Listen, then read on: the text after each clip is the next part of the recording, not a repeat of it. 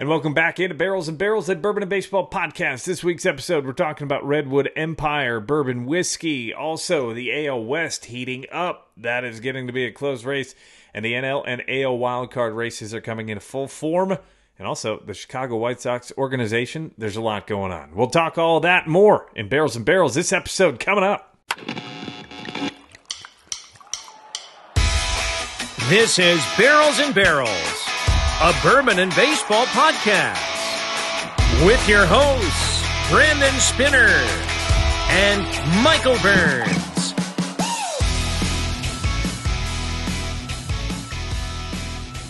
You heard the man. This is Barrels and Barrels, a Bourbon and Baseball podcast. I am Brandon. That's Michael. We talk bourbon. We talk baseball. High proof, high heat. Michael Burns, high heat across the country. Are you okay down there? Bro, it's 96 degrees at 6 p.m.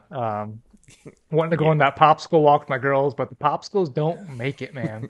They just don't make it. And whether it's a bath night or not is basically determining if we go on those popsicle walks. If it's bath night, we'll go for a popsicle walk. Otherwise, we're staying clean. Gonna get washed up as it is, right? Had ice cream outside last night at the Y'alls game, the Florence Y'alls, and we can talk more on that later. But Aubrey had ice cream everywhere because it was 90 here, so that's not too bad. Today was even hotter, and then tomorrow, the day that this episode drops, it's going to be the hottest day in Cincinnati since 2012. So that's how hot it is. And speaking of hot, our proof is hot.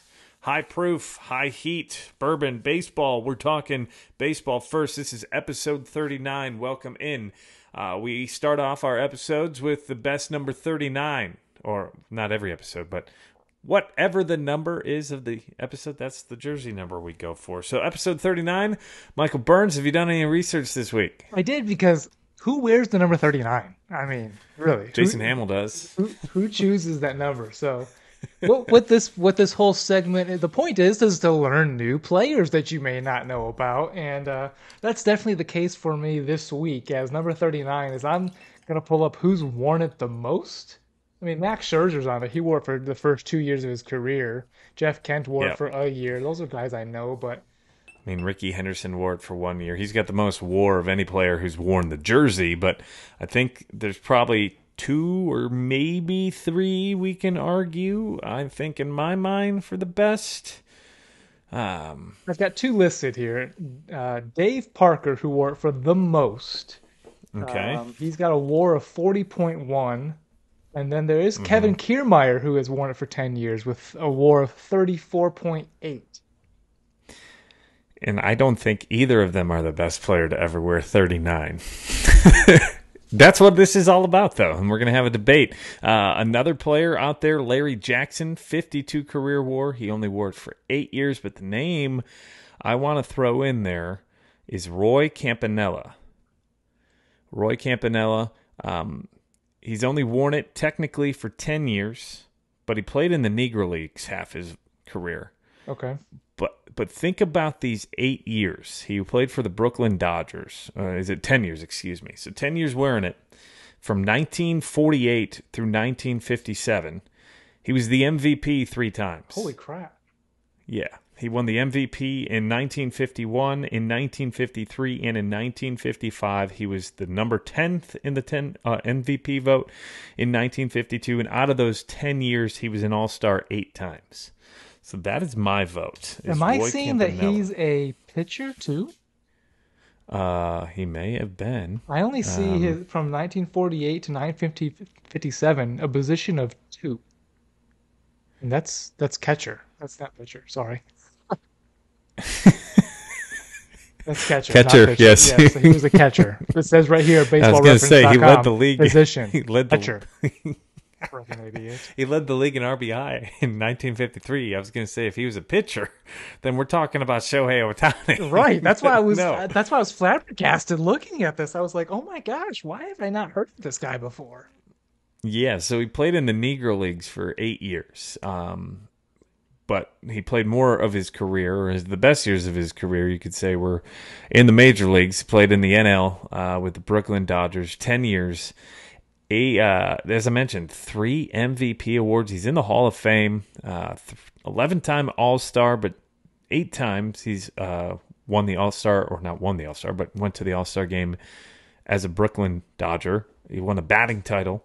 I'm going Roy Campanella, catcher, one of the best players at Negro Leagues, Major Leagues, in my mind, best 39 out there.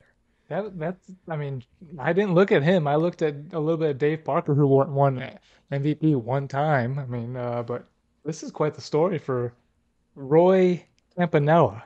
Did I say that right? Campanella. Yeah, Campanella. Roy Campanella. Dave Parker would have been a good one. Dave Parker's a good name. Pirate, Red, Oakland. I think he won the World Series with the Blue Jays in '91 after getting traded there from the California Angels at the time. Dave Parker would been, I'd say he's the runner-up. He's got a couple of Gold Gloves. He played first base, I believe. Yeah, but I'm leaning Roy Campanella. Campanella, I like Campanella. He's a Hall of Famer. Dave is not. 3-time MVP, 11-time All-Star, and he could have had more accolades had he been in MLB longer. Yeah, and to think about how old was he when he made it to the majors? What does it say? It said that was his 26-year-old season. So he started in the Negro Leagues at 15 years old. Holy crap. He only played 6 games, but and also he didn't play as many games in the Negro Leagues over that decade. It was 35, 40, 47, 41, 56, but 56 led the Negro Leagues back in 1945. So definitely I'm leaning Roy. Get this, he only played 83 games in 1948, and he still was the 21st place vote for MVP in 1948, and he only played 60% of the season. Yeah, I'm going Roy Campanella. I think that's a slam dunk. We both agree. So Roy Campanella episode. Cheers to Roy. This is Barrels and Barrels, a Bourbon and Baseball podcast. We talk bourbon, we talk baseball. I've already mentioned that multiple times. We are on YouTube. You can find us at Barrels and Barrels Pod. We put out exclusive content there weekly. Our new segment, Thieves of the Week, which is our top 5 plays of the week. Also, you can find our top 10 power rankings there exclusively every Monday morning. Go hit the subscribe button. If you're watching, hit that subscribe button below. Thanks for joining in. If this is your first time, you're on Instagram. You can find us, Barrels and Barrels Pod. Again, that is the letter N in the middle. Facebook and TikTok. You can find us at the same handle, at Barrels and Barrels Pod. And on X, formerly Twitter, at Barrels and Barrels. Find us wherever you stream your podcasts. That's Apple, Amazon, Stitcher. Is Stitcher around anymore? I'm probably going to get rid of that on our agenda. Spotify, Google, and iHeartRadio podcasts. Please do us a favor. We'd love to hear your thoughts. We only get better from your reviews of our show. Right? We're not going to get better without any critique or criticism. So let us know what you think. If you like our shows, tell us what you like the best. Tell us what you think we can improve on. Leave a review. Leave us a rating. We'd love to read that on air. And if you don't want us to read it, just say, hey, don't read this in the podcast, please. But we'd love to hear your thoughts, or just send us a DM. Tell us maybe a segment idea or something along those lines. Again, that is on... Yeah, don't slide into the DMs that way. And also, Michael's wearing a t-shirt. You can only see it on YouTube, but one of the comfiest t-shirts I've ever owned. Thanks to our friends Charlie Mike Never Weekend. That's where you can find that t-shirt, charliemikeneverweekend.com. We go from extra small all the way to XXX. So we've got a wide variety of sizes. So no matter what size you are, we've got a t-shirt for you. Only 21 or older, though. No kids. Because we are a bourbon podcast. Glassware, we also have that for sale. I'm going to be drinking out of our Whiskey Wisdom glass. We only have 3 of these left. So if you wanted one, there's only 3 left. But we've got 2 with glasses, as well as Glencairns ready to go. Head on over to our Instagram page. There's a link in our link tree, and you can find that information. And if you want to buy one of the hats that I'm wearing, those are for sale as well. Those are starting to fly out the door. So without further ado, we are part of the Bourbon Podcast. As we get going, this week we are going with Pipe Dream. This is Redwood Empire Pipe Dream, coming out of California, a distillery out of California. But this is a blended bourbon coming in from California. Michael, you've got the bottle. I know the mash bill is 75-21-4, so this is pretty much an MGP kind of mash, I believe. Yeah, the bottle does say distilled in California, Indiana, Kentucky, and Tennessee. Yeah, so a 4-state blended whiskey. So I think some of that's their own distillate, because I've heard a podcast with John Edwards on Dad's Drinking Bourbon. I believe they're doing a little bit of their own distilling, but most of that's coming from Tennessee, Kentucky, and of course Indiana. And Indiana's going to be MGP. So the other two sources, I don't know. MSRP though on this puppy, $30 to $35. So it's a cheaper bottle. Now I think it's widely available. I see it in most spots now. I'm looking for the cask strength more so because I'm a snob. But high proof, baby. I'm excited. High proof, high heat. But this is my first time trying this. You've had the bottle before. Right off the nose again. I've done a little bit of damage on my own, and yeah. I haven't gone to it. I don't feel like that often, but You giving out many samples, or am I the only one? no, I guess I've just gone to it here a little bit. So You get there? Brandon noses it. The name Redwood comes from Pipe Dream is named for the 14th tallest tree on the planet. So Pipe Dream is made from barrels aged between 4 to 12 years with a high corn mash bill, as Brendan already said. The land of the ancient giants on the bottle stated here. I'll read what it says. The Redwood Empire stretched from San Francisco onto the Oregon border.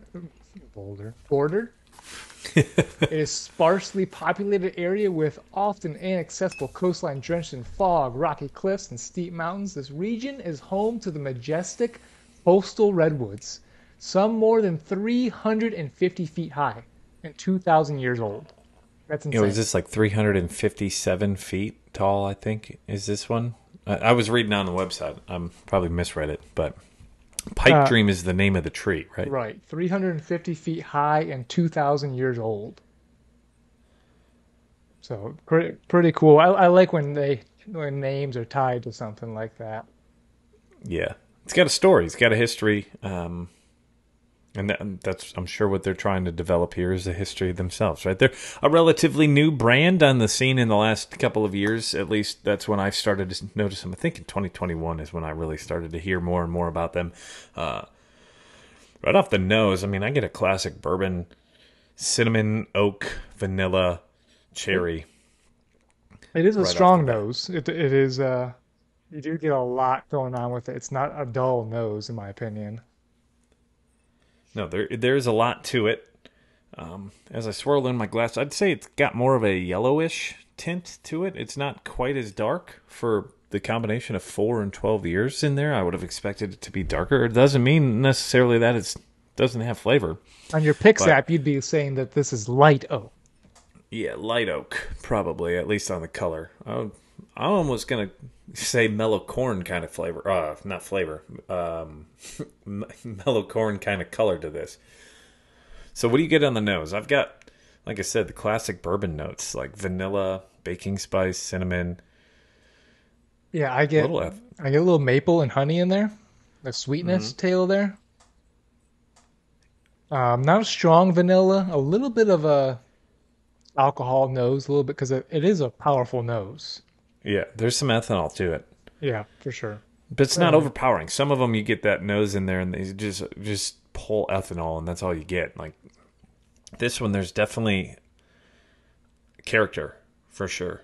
Yeah, I took a sip there and it definitely hits you with flavor. It is a rich flavor in there. Would you guess that this is? What I mean, just off your sip there, what proof do you think this is? I know you know the proof, but does it taste? I would have probably said 92, 94. A little bit more than the 90. There's a little tingle there to make it feel a little more mid to high 90s.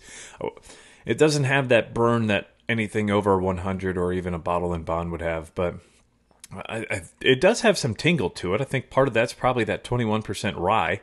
Off the bat, I mean, it's good. It's got a good mouthfeel. I'd call it buttery. Yeah, I was going to say, with the low proofs, you usually get more of a velvety finish in the mouth without it thinning out. So either, for me, a lower proof, if you don't have this velviness, this heaviness, then it gets it gets too syrupy sometimes. I kind of repeated myself a little bit there, but that gets my concern when you get to 90 and below. So Pete and Repeat are on a boat. Pete falls out. Who's left? I'm not going to say it. You messed with the bit here, Michael. I'm a dad. I know the bit. So I think this is very good. I've got it's got a rye hit to it to me. Yeah. Like certainly you can definitely pull the rye out of that. There's young to medium oak, and some cinnamon fireball flavor to me. This is just a classic bourbon to me. Like not the cinnamon fireball drink, but like one of those fireball candies. Gotcha. Like where it's got the almost a Pop Roxy feel. That candy then with a woody char finish. Mm-hmm. Yeah, definitely get char on the end. And it's not an overly sweet candy. It's like a big red chewing gum in my mind.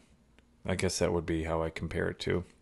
It's got a little bit of honeyness to it, but I don't think it's overly sweet. I don't think it's overly bitter either. I think there's a little bit of everything.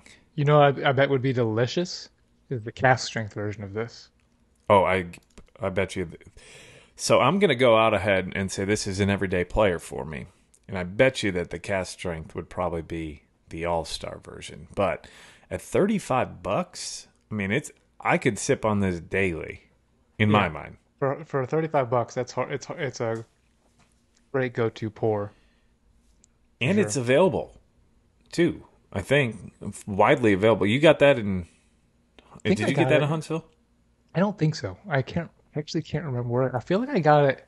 I got it in Chicago. Yeah, I got it in Chicago in April. Yeah. So Alabama, you may not be able to find it. So Alabama listeners, I'm sorry, you can't find anything there. But anywhere else, head north or especially east of Georgia, you'll find the cask strength for sure. But I'm going with everyday player on our Barrels and Barrels of Bourbon Baseball podcast rating scale. Michael Burns, what do you have this at?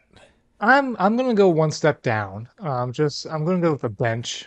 It's the 90 proof for me. For if you're a new whiskey drinker, new bourbon drinker, this is perfect. If you want to venture out from the Elijah Craig's, the Four Roses, Knob Creek, and venture into the craft, this is delicious.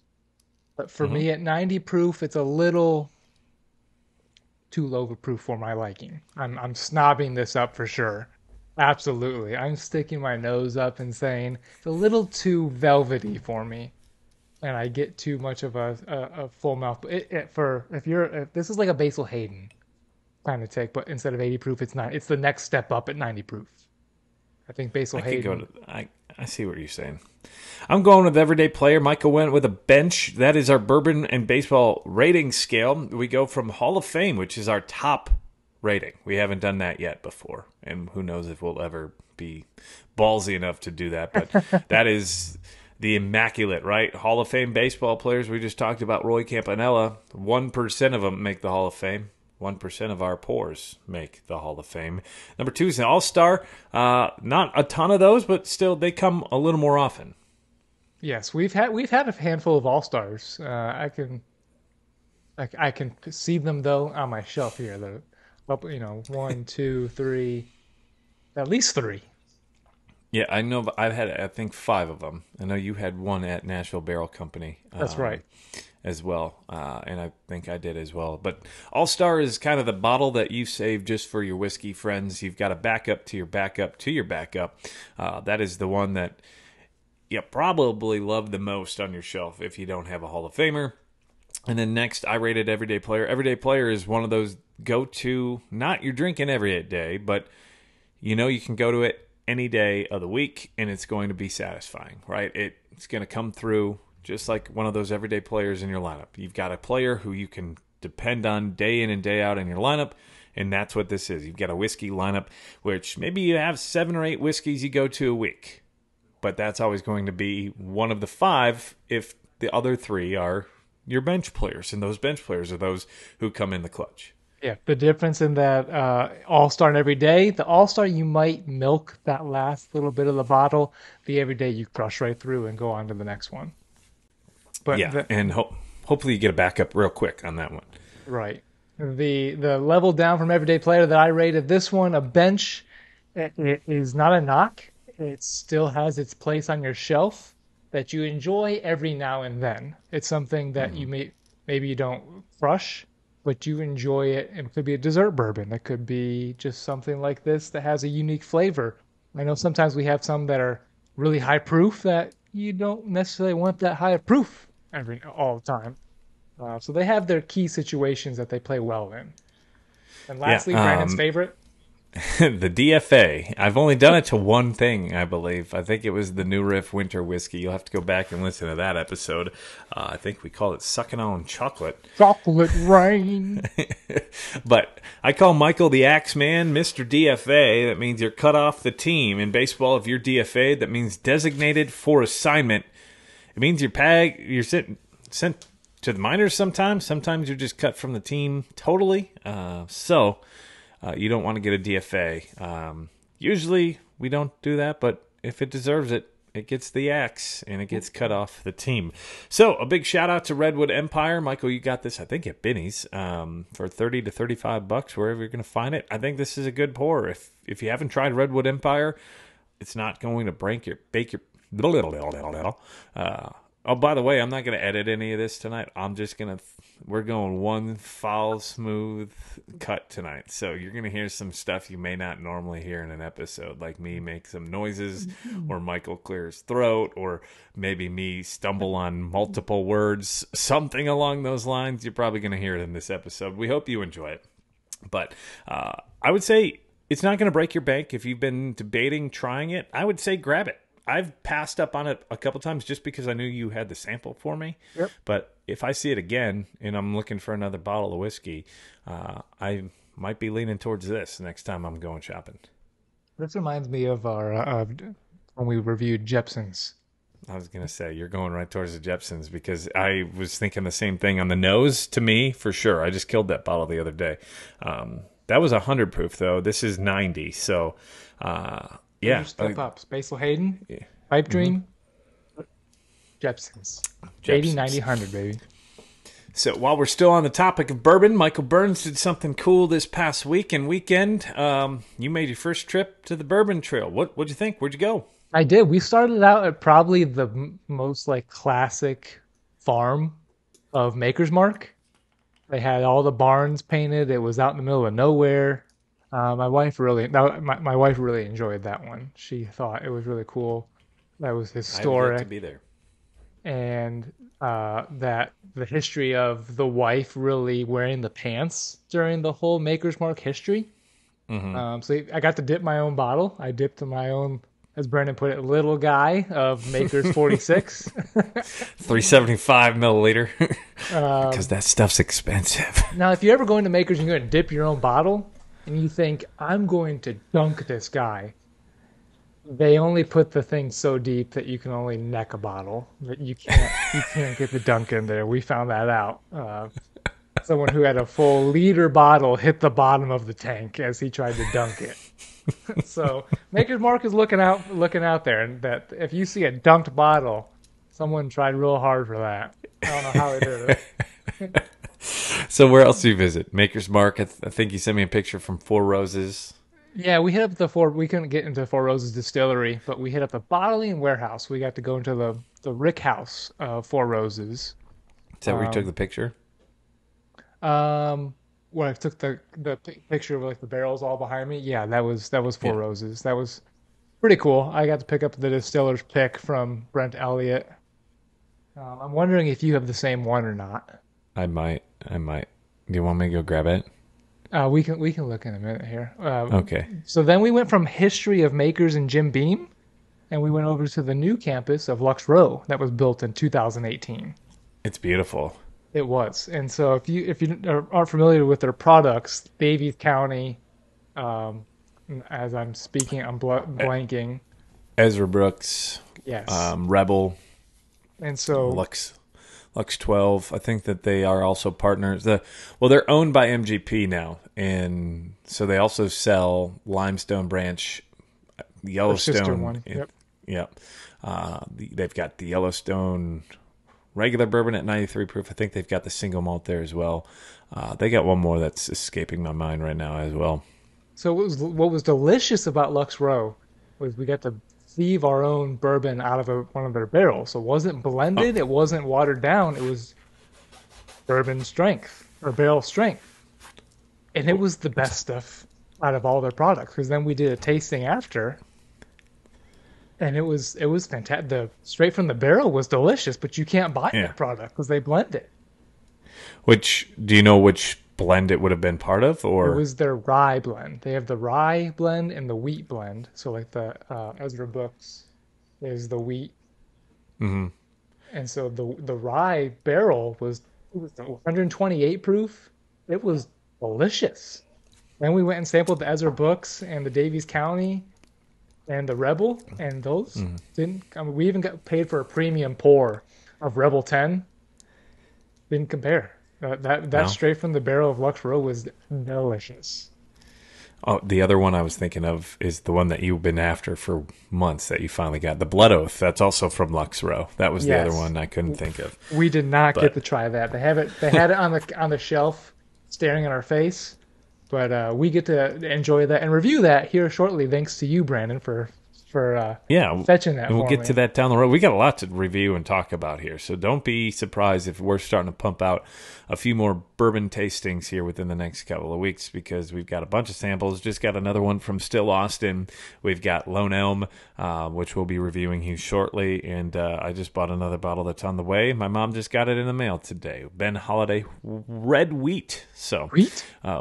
wheat, yes, a wheat bottle and bond. So we've got a lot to talk about bourbon wise. Overall, your trip, though, you enjoyed it? Good stuff? I did. It was different that because everything closes at 5, with the exception of one place called Whiskey Thief Distilling Co. It used to be called Three Boys. I'll continue. go ahead. I'll continue. It's basically more of a place to go drink, and then you fill your own bottle if you like it. They just have 5 barrels on the floor, and you go up and say, I want this one. And they thief it right there for you, and you drink it. It's more like a hangout social place. Yeah. Where's but that in? That is Lexington, Okay. more towards Buffalo Trace distillery. I'll have to check it out next time I'm down there. You went to Scout and Scholar, too, for lunch? We did. We stumbled upon it. We went into Scout and Scholar because we were heading into downtown Bardstown to go eat at the same place that we ate dinner for. And I was like, let's go somewhere else. I don't feel like pizza again. We ate at Primo's the night before, and my wife loved their salad. So she was like, I really want that salad again. I'm like, I really don't want pizza again. So we stumbled into Scout and Scholar, and it was pretty tasty. Good. I had a beer there. I don't, not a big craft beer guy, but I'll enjoy one. But food was good. Smash burger. And then Nice. you told me they did a blend of what Yeah. was it now that was really good?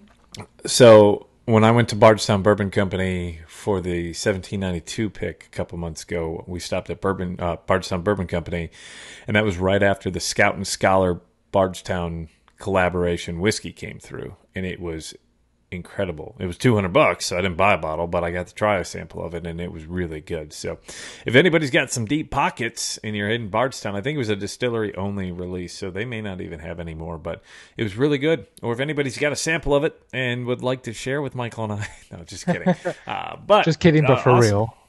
But for real, we're going to have to do that trip together, Michael, at some point where we go to a distillery outside of Nashville, because we've done Nashville Barrel Company. We'll have to do the Bourbon Trail at some point here soon, and we'll talk details on that.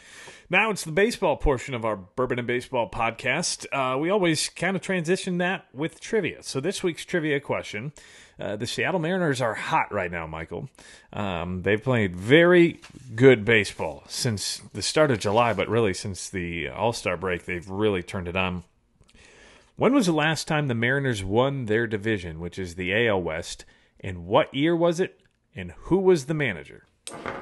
Let's go with 2001 Lou Piniella. And that is 100% correct.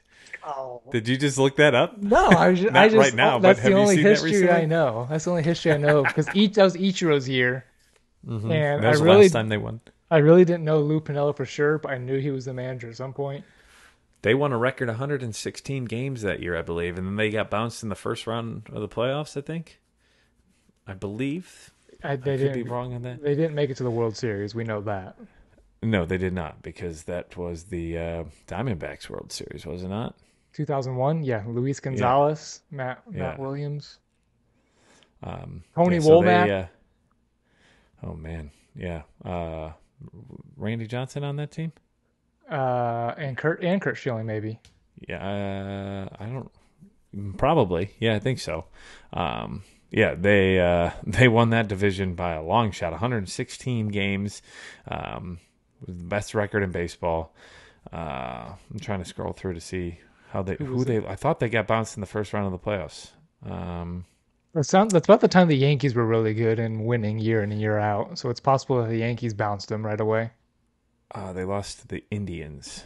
No, they beat the Indians and they lost the Yankees in the ALCS 4-1. Yikes! There we go.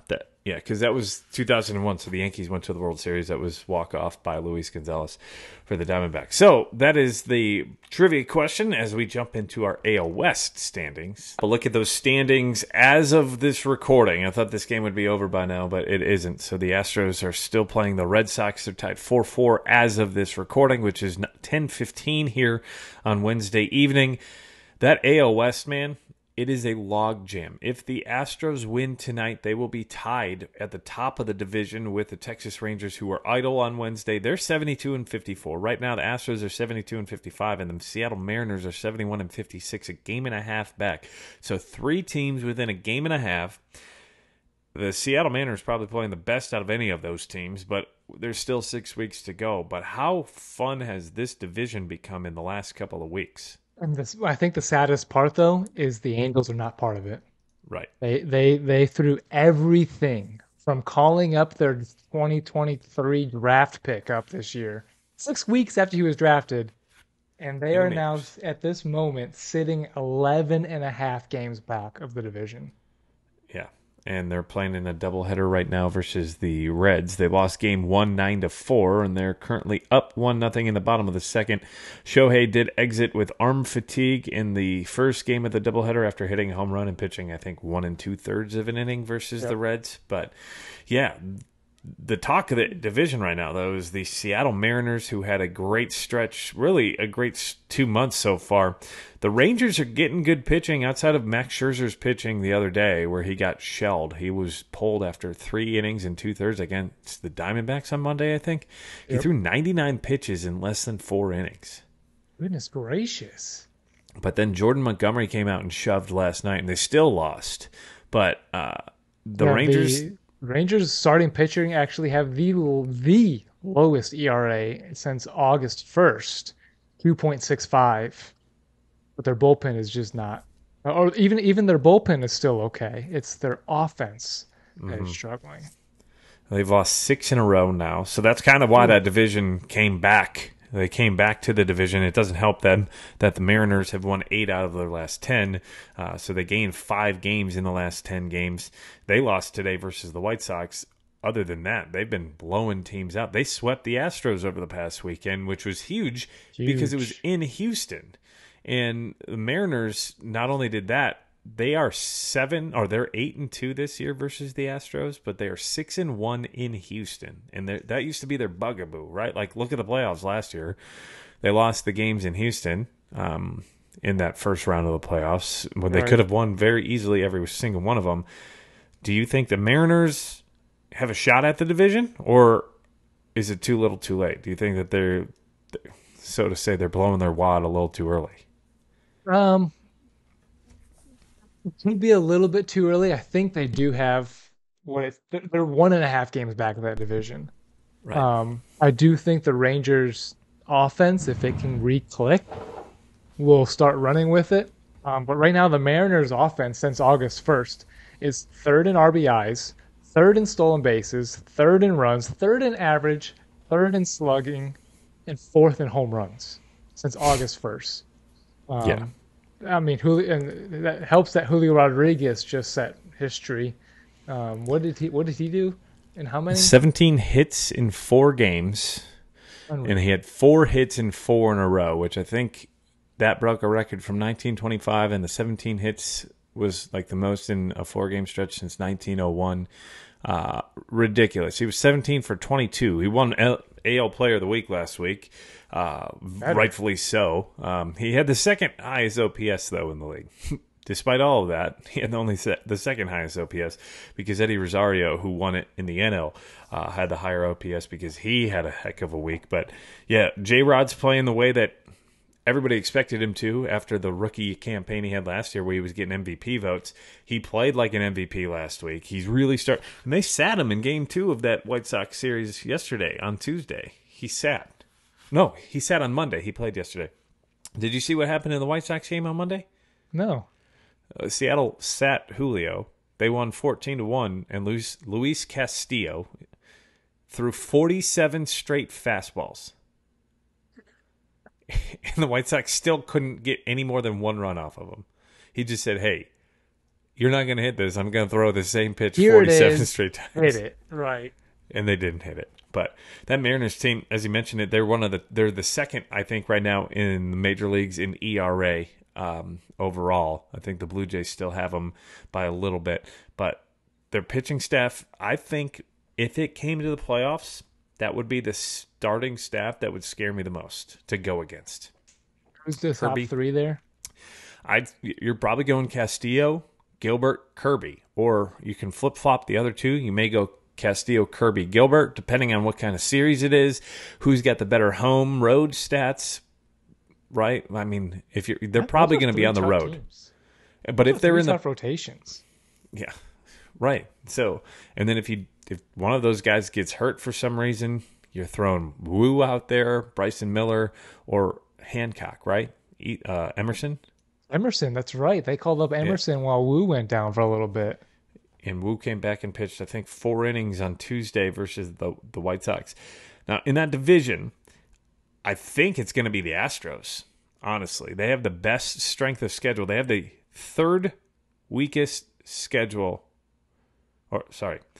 They have the third easiest schedule. So I guess it would be the third weakest. Yeah, the third easiest schedule from here on out. Here are the teams that they have to play the rest of the season.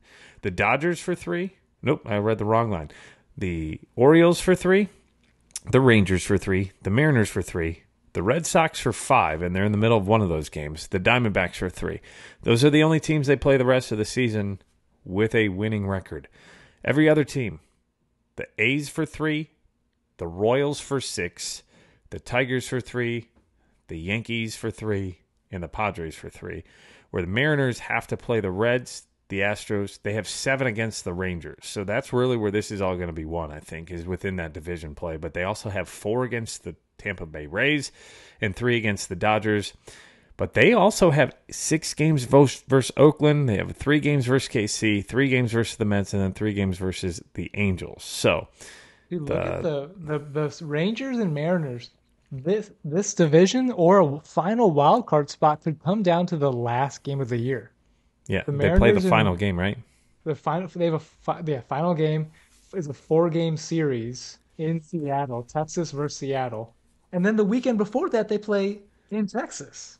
Yeah, so that final 10 games are going to be what decides all of this division wild card. Do you think it's going to be the Texas Rangers, or are you going somewhere else? No, I think the Mariners and Rangers could beat up on each other, and the Astros are just going to glide right in, like you're saying here. Easy schedule, and this is a big factor here that they play each other 7 times out of the last in the final 10 games. That's huge. Yeah, it could be really fun. It's going to be a fun week. That's the final week of baseball, the final week of September going into October. That AL West, I think right now that's the most intriguing division. The other one would probably be the NL Central for me because the AL East is not as jam-packed. The NL East is gone, and the NL West all of a sudden became a runaway for the Dodgers. They're 11.5 games up on the Arizona Diamondbacks, who've won 8 out of the last 10. The Diamondbacks are starting to get hot again, winning 4 in a row. They're finally back into the playoffs if they started today. But speaking of that, the wild card, NL wild card, 5 teams technically in the wild card in the playoffs right now because there's a 3-team tie for the final wild card spot. That won't be the case as this airs in the morning because the Reds are either going to win or lose, and depending on whether they win or lose, they'll either be tied for the Cubs for the second overall wild card spot, or they will be out of the wild card spot. But Arizona, Cincinnati, and San Francisco all have the exact same record. And then the Miami Marlins still in the hunt at 1.5 games out, and he really can't even rule the Padres out yet. 5.5 games back. They're 61 and 67, but they have a plus 62 run differential. So I wouldn't be surprised even if what if the Padres went on a 9-game run where they won 9 in a row, and somehow or some way the Reds or the Giants all of a sudden lost 5 out of 10. Think about it. Yeah, the Padres play the Cardinals coming up. Cardinals and then the Padres. I'm sorry, the Brewers, then the Giants and the Philly. They have a tough schedule. Yeah, they certainly do. Yeah. Of the remaining schedules, the team with the hardest is the Colorado Rockies. The team with the second hardest is actually the Boston Red Sox, which would make me think that they're not likely to make the playoffs. And then the Miami Marlins are the hardest schedule remaining of any of those NL wildcard contenders. But of the wildcard contenders in the NL, the team with the easiest go is the Cincinnati Reds or the Milwaukee Brewers, and then the Chicago Cubs. So the Brewers have the 23rd hardest, so that would make it the 8th easiest schedule. The Reds have the 10th easiest schedule, and the Cubs have the 14th easiest schedule. And that really, I think, is going to be determining the division, too. And of the Cubs' remaining schedule, it's the Braves, the Brewers for 6, the Giants, the Diamondbacks for 7, and that could be where the wild card is won or lost. And then 4 versus the Reds on the road in Cincinnati on Labor Day weekend. And then the only remaining games of teams below 500 the Cubs have 7 versus the Pirates and 6 versus the Rockies. So they do have a under 500 against strength of schedule. So still playing more teams below 500, at least record-wise. But that NL wild card is going to be tight because the Phillies, the Arizona Diamondbacks, the Giants, and the Miami Marlins all have a pretty difficult schedule remaining. And those are 4 out of the 6 teams basically vying for that final spot. All right. The Cubs can just capitalize. San Diego does have the 5th easiest schedule, though, remaining. They play the A's, the Rockies, the White Sox, and the Cardinals from here on out through the end of the year. So they may be able to squeak through, and who knows? But yeah, go ahead. You were talking about the Cubs and the Reds? Yeah, no, the Cubs, if the Cubs could just win their series and not lose silly games like they lost to the Tigers last night. Drew Smyly left in there way too long and given up 7 runs. But here's the thing. As a Cubs fan, we freak out, right? We freak out on a day-to-day basis. But they're winning 2 out of every 3 games. And if you do that in the long run, that's a 66% winning percentage, and that'll get you into the playoffs. So all you have to do, as you mentioned, all you have to do is win series. You don't have to win every game. And I do think that that's where sometimes our fandom gets in the way, right? Like, what the hell? I went to the Cubs game today. For those of you who don't know, we had a presence in Detroit. It's been a long day. Brandon drove to Detroit this morning, went to the Cubs game, watched the Detroit Tigers and the Cubs play full 9 innings after a rain delay because of some gnarly storms, and then drove back for the podcast to bring you this exclusive content about bourbon and baseball. But the Cubs got the series. So Cubs got the series win versus the Tigers. A nice victory. Almost lost it on the Grand Slam when we have that video, in-person video. I had a feeling Kerry Carpenter was going to do something, so I got his Grand Slam on video, and it's on our YouTube. Stud. He is. He's his walk-up music is Christian music. What's the song? I don't know. I have no idea, but it was talking about like God and stuff. So someone just posted he has a LinkedIn profile. He does. Did you see that? He has a LinkedIn profile. It says, something about during 2020, I worked part-time at Dick's Sporting Goods during the pandemic shortened season. That's incredible. But Kerry Carpenter, good guy, good player too. And we can talk more about that later on in the podcast or on an Instagram Live or something. But I enjoyed my trip to Comerica Park. Beautiful ballpark. You been there before? I bet this is the second time, but the last time was in 2009, and to be honest, I don't remember a damn thing about it. So I was happy that I got to go and check it out again. It really refreshed my memory, but really, like, it's a lot nicer of a ballpark than I remember it being. I'm sure they've made some upgrades in the last 15 years, so that's one thing. But I wanted to see Miggy one more time. Didn't get a chance to do that, but because he didn't play. But beautiful ballpark, Comerica Park. If you ever get a chance, check it out. Tickets are cheap. Parking was a little bit chaotic, but we'll have more on that on our YouTube page and also on our Instagram. We'll have a reel. I'll have probably a what you need to check out if you're ever at Comerica Ballpark or Comerica Park out there in Detroit. So the NL wild card heating up. So is the AL wild card. That AL wild card race. Now, I don't think that there's as many teams, but I think that there are some intriguing storylines here. You really have 5 teams fighting for 3 spots. We already talked about 2 of them, the Astros and the Mariners. The Rays have already turned it on after what we thought was going to... They're only 2 games back of the Orioles coming into play today. And the Orioles won. As I look at it, they won 7-0 over the Blue Jays, and it looks like... Are they 7? still playing? Did they? It was 3-0 in the 8th. Which game are you talking about? The Rockies and the Tampa Bay. They were Tampa Bay walked it off in the 10th. Oh, they walked it off. Should have been Tampa the Bay 9th. did win. Yeah. Don't know what happened there. Terrible call, as you would like to say. But Tampa Bay, 77-51 after tonight's play. They are 4.5 games up on the Astros. So right now, there's still a lot of baseball to play, but they've got a comfortable lead. The Orioles, only 2 games up, as I mentioned, on Tampa. But the 2 teams on the outside looking in, the Blue Jays and the Red Sox. The Blue Jays 1 game back of the Seattle Mariners. The Red Sox 4.5 back of the Mariners for the final spot. And then down the road, the Angels and the Yankees, their ships are sailed. But out of those 5 teams, Tampa, Houston, Seattle, Toronto, and Boston, which of the 3 are making it? I want to say Houston, Seattle, and Toronto. I still feel like Tampa Bay.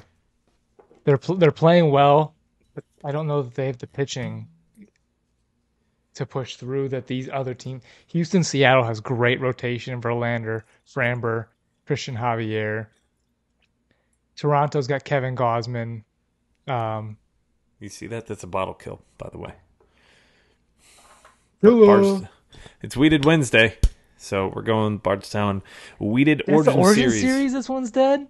Yeah, I've been milking this one for a while. I have not had a pour out of this in weeks because it's just been sitting on that last pour. I think I agree with you there. I think Tampa Bay probably is the one out of the 5 that falls out. Right now, after looking at the strength of schedule through the rest of the way, I don't think Boston's got a shot. They've got the second hardest remaining schedule in all of baseball. Their strength of schedule, the teams they've got to play: 7 versus Baltimore, 3 versus the Dodgers, 5 versus Tampa, 3 versus Texas, 5 versus Houston, 3 versus Toronto, and their cupcake games are 3 versus KC, 3 versus the White Sox, and 4 versus the Yankees. And I believe that is in Fenway. And they are just owning the Yankees this year, but after sweeping them this past weekend. But you never know when Judge could decide to just win it. Like tonight, he decided to do it all by himself. He had 3 home runs tonight. Yeah, and let's just jump right into the Yankees. Coming into tonight, they had lost 9 in a row. 9 games in a row. It was the first time in our lifetime, Michael. We'd never seen that before because it hasn't happened since 1982. Insane. I can't think of a year besides maybe 95. in 17, 18 when they retooled. Otherwise, it's been... It was 16 because that was the year they traded Chapman, and they still, I think, finished above 500. Yeah, so the Yankees in our lifetime have always been the team that buys the next year. They never have to, rebuild. As the Pirates live and die by, rebuild. So, 9-game losing streak. They did win tonight, so Yankees fans rejoice. Aaron Judge hit 3 bombs, right? Cheers to Yankees fans. They probably aren't listening by this far into the podcast because they're probably like, yeah, we don't want to deal with it. Yankees fans are like, I don't want to deal with baseball anymore. I know what's coming. The Red Sox swept them this past week. They lost a game the other day to the Nationals, who have been one of the better teams, and we'll get to them here in a second. But the Yankees have struggled. Do you think Aaron Boone gets fired at the end of the season? I don't think it's Aaron Boone's fault. They really didn't do anything this offseason besides signing Arson Judge away from the Just about to Giants. say Arson Judge. You got it to me before. You got it to me. You got to it before me. Jeez, have another drink, Brandon. I mean, third base was a hole. Shortstop was IKF. DJ LeMay had a down year last year. Shortstop was Volpe, and they were expecting a lot more from Volpe than they actually got.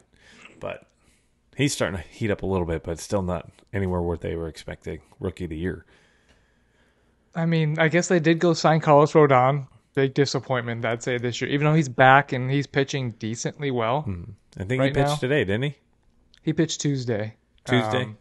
Yeah, he did good. I wouldn't say he did amazing or anything, but coming back from injury. Rizzo, after a month and a half of MVP-type numbers, got hurt, and he has been a shell of himself, but that was one of the other moves that they made. But there wasn't depth. But still, I mean, there's going to be a fall guy, and is it going to be Cashman or is it going to be Boone? One of those two is probably gone. Well, Cashman's not going nowhere. Right. So then I would guess it'd be Boone. Right, but that would then transition next year. Would that make next year be a go for it again year or be a transition? I think it's always in New York with the Yankees. It's always a go for it year, I think. Right. I don't know if they have the deepest farm system. They got Jason Dominguez coming. He just got in promoted. The outfield. No, he didn't. Did he? Not to the big leagues, but I think they okay. promoted him up a level because he was in Double A, I think, wasn't he? I think so. I don't think he was close. But they also promoted two of their top prospects yesterday. Pereza. Oh, Oswaldo, shortstop? Yeah, and then the outfielder Pereira, I think. Okay. They were both PED's names, so I think it was their third PED. No, they promoted two of their top prospects up to ride out the season. I think they're kind of doing a what do we have here kind of thing. But yeah, I don't know. Everson Pereira, yeah. Who was it? What kind of Everson Pereira? Yeah. So I don't know the whole farm system of every team, but I did read that Peraza is their third best prospect from what I was reading, and then I don't know who Emerson is. So Emerson's third. I don't see Oswaldo on here. I wonder if he graduated already because he's not even on their list. Weird. Yeah, very weird. Well, so they both have the same damn last name, basically. So that's why I mixed it up. Sticking in the AL on a team that's just completely falling apart. The big news out of Chicago yesterday: the Chicago White Sox fire Kenny Williams. Yep. And Rick Hahn. So they both gotten the axe. But the rumor is that Jerry Reinsdorf already has their replacement. And it's blowing my mind. It's stupid. I can't believe it. Did you see who it was going to be? TLR? Oh, no. So Tony La Russa is back in a advisor role with Jerry Reinsdorf. But supposedly it's going to be Chris Getz, who has been like the director of the farm system, former second baseman who played with the White Sox and also with the Royals. But also on top of Getz coming over, it's expected that the guy who built the Royals, is Dalton, I think. His name escapes me right now, but he was the GM. Varsho. No, I'm joking. Varsho. The Kansas City Royals general manager back in 2015, who built that team. He's going to come over and help Chris Getz, but I don't know what's going on. And also, there's rumors that Jerry Reinsdorf might be selling the team. Have you seen anything about all of that? I saw that, yeah, he was considering selling it, but also considering relocating it. Right. And I think that's partially... Dayton Moore is the name I was looking for. Dayton Moore is the guy who was the former GM for the Royals. But that would mean that the coach for the White Sox came from the Royals, Getz, and the assistant GM, if that's what Dayton Moore would be, all came from the Royals organization. And since 2001, the Royals have the worst record in baseball. So I don't think that's quite how you want to build your front office, but you want to think about maybe blowing it up and getting somebody from the outside rather than keeping in-house what's not working. But then you go and grab guys who aren't successful. I What's totally going on? agree. Like What's that's the going thing on? about Jerry Reinsdorf is the knock is he's the thing about working for Jerry is that he's loyal. I mean, Right. Kenny Williams has been there forever. Rick Hahn's been there forever.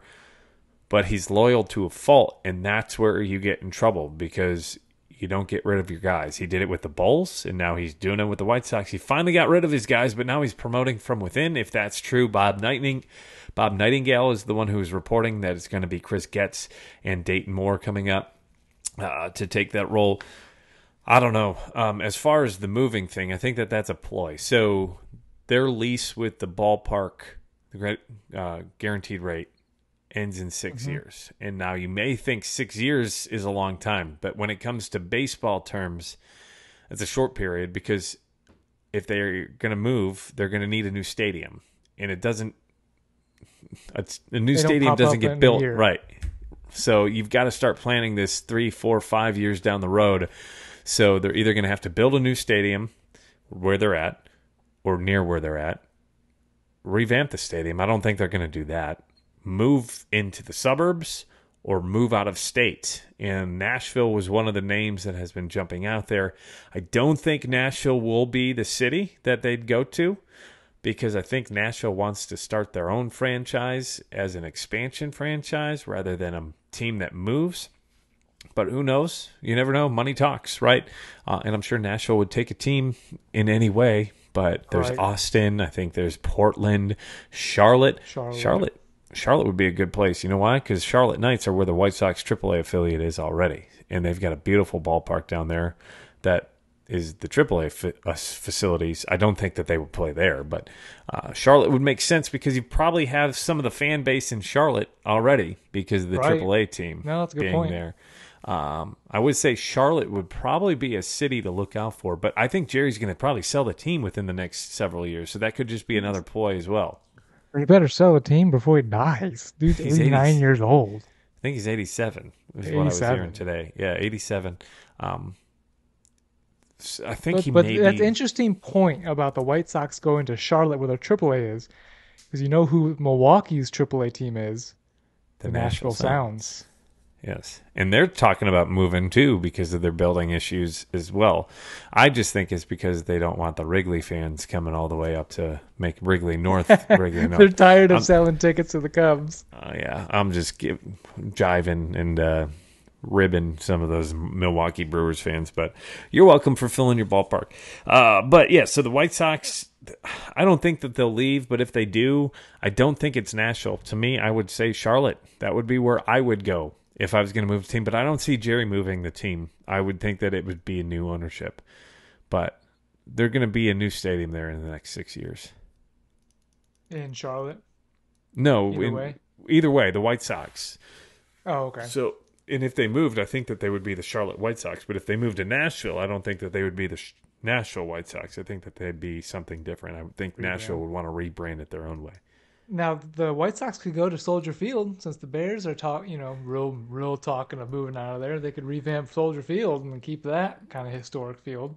Yeah, I don't know if they'd be able to make it into a baseball field.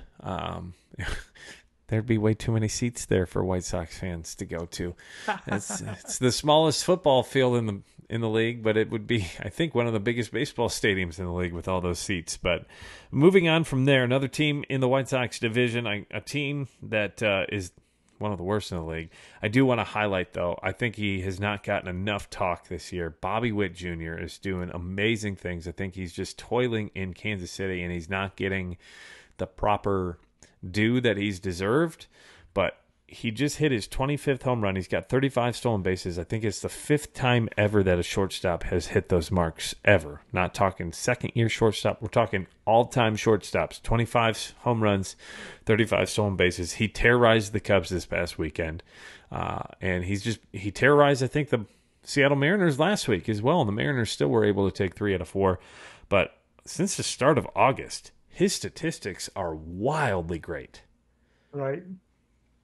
Yeah, as just Googling Bobby Witt, he's on historic pace for a 30-30 season. Uncharted Royals territory is what they're calling it. Yeah, it's never been done in Royals history. So he'll be the first 30-30 player if that happens. I think Bobby Witt didn't really start the year too strong. I feel like They talked about him being like a top player overall in the league. And I don't feel like he started the year that way, and he's really coming on strong. Just kind of like Julio J-Rod did. He didn't Hmm. start the year Well, strong, and now all of a sudden, well, this is both their second year, right? Like your sophomore slump kind of deal. Because Bobby Witt yep. Jr. was expected to be one of the front runners for AL Rookie of the Year last year, and Julio kind of stole that from him. But he went You hitless think today. you think he Or gets there? 35 games remaining, 5 homers shy oh, to he'll be the get there. first Royal ever. The way he's hitting this month, since the start of this month, I think he's got 6 home runs, 7 home runs. He's been insane in the month of August. He's had 3 total games in the month of August where he didn't record a hit. That's it. Out of the 21, it looks like that they've played. So since the start of August, this dude has been raking. And this doesn't include the statistics from today, but Bobby Witt Jr. on the month, 353, 396, 671, 7 home runs, 17 RBIs, 8 stolen bases, 17 runs, 20 RBIs. He's got 30 hits in 90 plate appearances, 6 doubles, and 7 home runs. But that's after an 0 for 5 yesterday versus Oakland. So if you take that out of the equation, that average jumps almost all the way up to 400. So one bad game dropped his average a little bit, but still a nasty, amazing month for Bobby Witt Jr. So, I Can you mean, guess the other 4 shortstops that had 25 homer seasons and 35 stolen bases? guessing A-Rod in his younger days. Uh, are they in our lifetime? Yes, they're all in our lifetime. Jimmy Rollins would be another guess. Yep. Uh, Jeter never did the stolen base thing, I don't believe. Uh, J.J. Hardy, one of them. No, but that's a good guess. J.J. Hardy was A very strong power hitter. I don't know. He probably didn't have the stolen bases. That Brewers team could rake with Ricky Weeks, Prince Fielder, J.J. Hardy, Corey Hart, and yes. then Ryan Braun. Richie Sexton at some point, I think, on that team as well. Ben He hit Sheets. bombs. Ben Sheets, then Giovanni Gallardo down the road. We're just naming random baseball players at this point and part of the Bourbon and Baseball podcast. So I got So two the out other of two, the other two was Hanley Ramirez yep. and Barry Larkin. Barry Larkin. Okay, yeah, he's kind 96. of our era. Yeah, he's in 96. Cincinnati. I should have guessed it. But yeah, those are 4 good players too. Hanley was the best prospect coming up, just like Bobby Witt, and then the other 3 are Hall of Famers, aren't they not? Right? Jimmy Rollins? No, he's not yet. He'd be borderline, I think, because he won an MVP or 2, didn't he? With He won Phillies, MVP at least 1 year. Yeah, he was. 2008, 2009. It might have been that year that he did that. 25, 30. Probably. But so Bobby Witt doing some things. Speaking of teams that you wouldn't think are great, but are playing much better. This Washington Nationals coming into today, they were 22-14 since the All-Star break, which was the 6th best record in all of baseball, 3rd best in all the National League. They lost today to the Yankees, but they are close to getting out of last place in that NL East. Had they won today, they would have leapfrogged the Mets, and I was so hoping they would, because then I could do something on Twitter that would be like, what do the Cardinals, the Mets, the Yankees, the Rockies, as well as the A's and the Royals all have in common? They're all last place teams, but Mets are still only a game ahead of the Washington Nationals, but the Nationals playing much better, 22-14 since the break, as I mentioned. Now 22-15. We got to see him in person play the Cubs a couple weeks ago, but they've been a handful for teams. They roughed up the Red Sox last week, I think. They've been taking games from good teams recently too. It's not the low of the totem pole. Yeah, like I said in our power rankings there, C.J. Abrams is looking like the guy that the Padres were hoping he would be when he was in their system. Mm-hmm. Look, he's really breaking out. 2 days ago, he hit his 13th home run. He's becoming an asset and an everyday player that can be relied on for the Nationals for their future. This is just exactly what the Cubs did last year. They were off late season, August, September, with winning records, flowing right into the next year. The Nationals could look to start competing next year already. Yeah, get a couple more veterans on that team, not named Patrick Corbin or Trevor Williams, but that's who they played this past weekend was the Phillies. I want to talk about that real quick. Did you see the bat? Bryson Stott's bat this weekend for the Phillies? You talking about Sunday? the Little League bat? The Little League bat, the pencil Yeah. bat? That's hilarious. Cheers, Bryson Stott. Cheers to you. But yeah, that Nationals team's pesky. Is what I'd like to call them. They're a pesky little bunch. They've got some good players. Ildemaro Vargas just won the Barrels and Barrels Thief of the Week. Well, he got second. Never mind. Second, yes. Second. TJ Friedel was number one. But That was that's another sick. push to go check it out on our YouTube page. Now, Vargas isn't having his best season, but he did make that great play. Was he on the... No, he's been with Washington. Who am I thinking with? You're there's thinking another, Miguel Vargas. and he's on the Dodgers, right? Yes. Yeah. Okay. All the Vargases. Man, the Nationals have bats coming. They just took top prospect in the draft, Dylan Cruz. They got James Wood and C.J. Abrams from That's why the Vargas Padres. reminds me. He played for the Cubs last year. Duh. Ildemaro. Sorry. So Yeah. And then Robert Hassel coming, Elijah Green. They've got bats coming, man. I don't know about they'll have to buy their pitching, probably, because Cade Cavalli is just not looking like what he was supposed to be this year. But Nationals are coming, man. I would bet money that the Nationals will compete again before the Mets. probably just because of what the Mets just did in this past deadline, and they said They're they're a not year competing. behind, maybe. Yeah. Yeah. It'll be interesting next year. The Marlins are good in that division. The Phillies still are stacked. That division is going to be fun to watch over the next couple of years, for sure. You just were mentioning some call-ups, a couple more call-ups. Marte just came up with the Reds. Everson Pereira, and I had it written down. I should have known it earlier. I'm going to look like an idiot now. Everson Pereira and infielder Oswaldo Peraza came up. Had it written down. The Angels called up their number 13 overall pick. Is that what it was earlier this year? Yeah, Or was their it first 13th round round? pick this year. First round pick, yeah. First round pick. And then the Cardinals just called up their rookie shortstop, Mason Wynn. Don't tell Pete Alonso, though. Oh my gosh. So you know the video of Joey Votto or tucking the ball into the stands or Trevor Bauer throwing it over center field. Mm-hmm. The caption, I saw those videos, and the caption was Pete Alonso when someone gets a milestone hit. That's insane. Yeah, wow. But congrats to Wynn for getting the hit, but also what the hell is Pete Alonso doing? He had to have known. What position player throws in the middle of an inning, throws the ball into the stands like that? Yeah, it's pretty nuts. It seems Normally on you throw purpose. it on the ground, right? You would think he did it on purpose, but I don't think Pete's that bad of a guy. Maybe he is. I don't know. I was thinking about this earlier. Are there more prospect call-ups earlier this year than normal? Like, I feel like this wave of prospect call-ups normally would be a couple weeks from now, right? In September. We're getting a ton of them, I feel like, in the last couple of weeks. It seems like they're calling up their top prospect. They're calling up their top prospect. Is it just me? Or does it seem like there's a lot more now? Like maybe the new rule is working a little bit because the Cardinals are calling up guys and they're not in it. Right. So I wonder if this is the effect of 2020 where we didn't have a lot of that, and this is guys finally catching up, and there was a lot of guys on the brinks, maybe.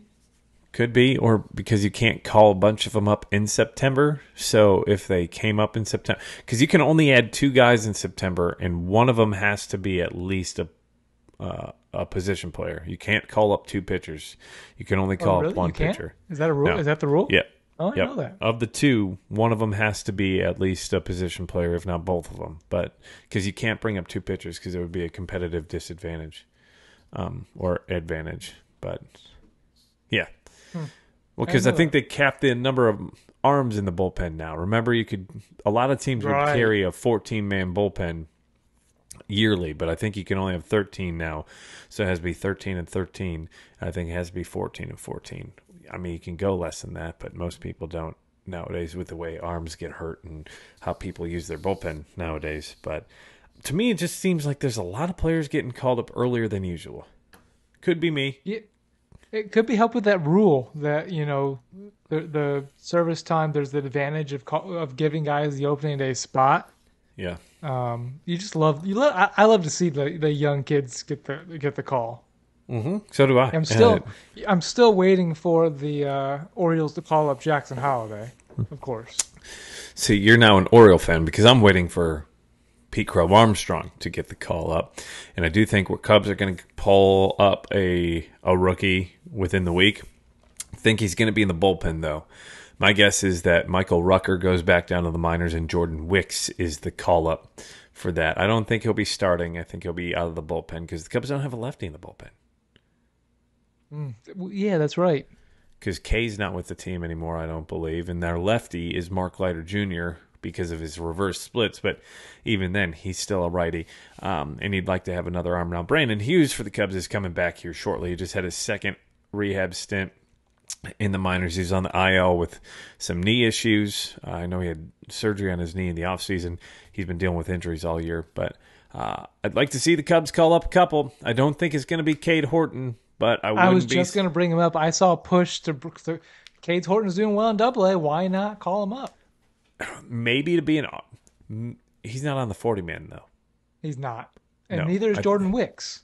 Is he not? I thought he was. I thought he got put on it before the offseason. Jordan Wicks is not Rule 5 eligible this year, so if they wanted to save a spot, he could still stay off the 40-man. Okay, well, if he gets called up, what year was he drafted? Is 21. That 19? 21. Oh, it was 21. Jeez. I knew it wasn't the COVID year, but okay. So he was the first-round pick, wasn't he, in 21? Yes. Okay, lefty from Kansas State? Yes. Okay.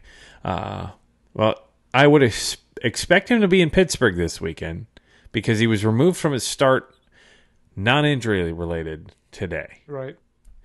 So I would say move Smiley to the bullpen and let him piggyback instead. Yeah, the thing is, do you want to put that much pressure on a rookie who hasn't done it in his career? I don't know if you're going to start Smiley on a regular basis. I think Hayden would be a good arm. Even Keegan's starting to pitch better in the minors. I don't know if you saw that in his last 4 appearances, 8 innings and 2 runs. He's pitching better. Now, Keegan could be the guy in the bullpen that, at the beginning of the year, Keegan Thompson was one of your setup guys. Right. He was the loggy, right? Yeah. No, Leiter was. But the loogie, though. Is loogie, what's that acronym? Long arm, or is it lefty? Lefty. Okay. You're thinking of a long reliever for Keegan? Yes. Keegan was like a 2-inning guy. Yeah, the long reliever. A loogie used to be when they could only come left. Loogie. That's gonna. You're welcome. Yeah. You just planted it in my brain, and now we're wasting seconds on the podcast about it. While we remember what Loogie stands for, let's jump into our Barrels and Barrels top 10 power rankings from earlier this week, which are brought to you by 10th Mountain Whiskey and Spirit Company. Don't forget to head on over to 10thwhiskey.com. Use promo code BNB for 10% off your order. Again, that is 10thwhiskey.com, promo code BNB, our top 10 power rankings, which you can only find on our YouTube page every Monday morning. You can find that there. Don't forget to hit the subscribe button. Michael, can you give us your top 10, or at least parts of your top 10? Because we got to get people to go head on over to our YouTube page to go check out the final 3. Should we just do the odd or the even numbers this week? You do whatever you want, and I'll just follow. All right. How about let's do our even numbers this week. So at 10, I have the Philadelphia Phillies. At 8, the Houston Astros. 6, the Texas Rangers. 4, the Seattle Mariners. And 2, the Baltimore Orioles. Where those fill-ins are, you have to go find out. And for me, number 10, the Toronto Blue Jays. Number 8, the Philadelphia Phillies. Number 6, the Texas Rangers. Number 4, the Tampa Bay Rays. And I'm not going to give you number 2 because I'm going to be pushing you to our YouTube page. So go check that out. 10th Mountain Whiskey bringing you our power rankings every week. Again, go to 10thwhiskey.com. Use promo code BNB. Looked it up. Loogie, lefty one out only guy. Okay. So lefty one out guy. That's what it says here. But yeah, so a loogie came in. It was pretty much, I just need you to get this left-handed batter out. You come in and face one batter, and then you get pulled, and they got rid of that when it came to the you have to face a 3-batter minimum. So that is our power rankings. Go check us out over on our YouTube page. Michael's wearing a new cool hat as well. It's not one we sell, but it is Major League Bourbon Clubhouse, a guy that we've already interviewed, so you can go check out that interview on our page as well. Oh, and speaking of interviews, we just had Mash and Grain drop yesterday as well. Awesome distillery, good awesome content. Dudes. Great content. Go check them out if you haven't watched that or listened to it yet. American Mash and Grain, they're doing great things, not only for themselves, but for the craft whiskey community, American craft spirits, awesome stuff. Go check our website out. It's mashandgrain.com, but also our podcast with them was fantastic. But jumping back to a previous interview, you got that hat on. What did Brandon do this week? So this is a Major League Bourbon Clubhouse. So Brandon does, if you haven't watched our interview or part of this, Brandon does barrel picks himself and has baseball-themed stickers, names, and stickers for his bottles. So he had gotten a couple of bottles from one of his stores that he deals with, that he helps pick barrels with. Had thrown him a bone of a couple of Buffalo Trace store picks. And so Brandon, having a limited amount of them. Oh, there's Sir Brandon Spinner here with his. Is that Buffalo Durham? Yeah, it's the Buffalo Durham. So Brandon Lawson only had so many of them, so he did a raffle that the money then went to a charitable organization, and it ended up really cool, going to the Nolensville Little League team that's in the Little League World Series right now. Oh, that's awesome. So the baseball bourbon group here, Major League Bourbon, is a title sponsor for a Little League team. So that's cool. Cool. Yes, we're sponsoring kids with alcohol. No, I'm just kidding. That's what's funny. I'm wondering if there's a banner that says, Major League Bourbon real big in the outfield. Yeah, brought to you by Whiskey. You're 10 years old. What's that big kid who said not hit dingers? Or from Benchwarmers, the guy I am 12. Yeah. What's the you know what I'm talking about? The little kid who's just like, I'm Big Poppy, I'm Big Al, and I think that's what it was. Yeah, and I hit dingers. Well, thanks for joining us on episode 39 of Barrels and Barrels, a Bourbon and Baseball podcast. Thank you for the ride, or at least thank you for joining the ride. Man, I'm going to regret not. You're welcome, sir. I'm going to regret not editing this episode down. But again, thank you for listening to episode 39 of Barrels and Barrels of Bourbon and Baseball podcast, where we talk high proof and high heat. We've got more interviews down the pike. I've got to get to editing on a couple of those, but we've got a lot of cool stuff for you over the next couple of weeks. More bourbon and whiskey reviews. At some point, you'll learn about who Michael and I are, but I continue to tease that, and that might be one of those things where we continue to tease it for the entirety. Off-season, baby. Off-season. Off-season content. You can find us on YouTube at Barrels and Barrels Pod, Instagram, Facebook, and TikTok, all with the same handle at Barrels and Barrels Pod. X, formerly known as Twitter, at Barrels and Barrels. And you can email us if you'd like to do that. If you have any, nagging things that you hate about I can't believe Michael DFA'd that bottle. Are you serious? Or you just want to rip us a new one, just head on over there. barrelsandbarrels at gmail.com. You can also order a hat or some Glencairns or a 2-ounce glass, or you might get the last Whiskey Wisdom glass because there's only a few left. Head on over to our Instagram page. There is a link tree there, or you can email us and we'll get you that link for you to send that order form. Spotify, Apple, Stitcher, Amazon, Google, and iHeartRadio podcasts is where you can find us if Stitcher is still around. Don't forget to hit that subscribe button on Spotify. Also, there's a poll in this on Spotify. Vote in the poll. It's going to be who's going to win the AL East. Or it's not the AL East, the AL West. So go vote. I tell you, I'm going to regret this. Not editing this one. Go vote in that poll. And if you do rate us and review us on Spotify or Apple or Amazon, we'll give you a shout out. We'll talk to you on air, and maybe we'll even send you a sticker for the review and the rating. So head on over there and go do that. and help us out. Tell us what you think. We love doing this for you every week, and we're trying to put this out every week for you consistently. So thank you. You guys are why we do it. Absolutely. Good, very good points there, Brandon. Yes. So, Brandon, if you could do us a favor, though, and roll us out here. Let's go.